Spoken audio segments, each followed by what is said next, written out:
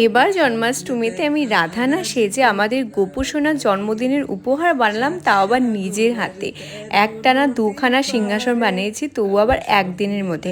কি করে করলাম সে সবটাই শেয়ার করবো এই ব্লগে। তোমরা তো সবাই জানো যে আমাদের ক্লাস চলছিল আলিপুরদুয়ারে ব্রাইডাল মাস্টার ক্লাস। তো ক্লাস শেষ করে এটা হচ্ছে জন্মাষ্টমীর আগের দিনের রাতের ঘটনা। আমি সমস্ত কিছু নিয়ে বসেছিলাম যে এক রাতের মধ্যে যতটা পর্ব কমপ্লিট করব, তারপর কালকে সকালের মধ্যে পুরোটা করে কাকুনিকে দিয়ে দিব। আমাদের বাড়িতে তো গোপনে এটা পাঠাবো আমি রাতুলের বাড়িতে, কারণ রাতুলের বাড়িতে একটা ছোট্ট গোপসোনা আছে, তার জন্য পাঠাবো। তো যেগুলো আমার মনে হয়েছে দরকার, দোকানে গিয়ে আমার যেগুলো পছন্দ হয়েছে সবটাই আমি নিয়ে চলে এসেছি, কারণ এইসব জিনিস আমি কোনো সময় আগে বানাইনি।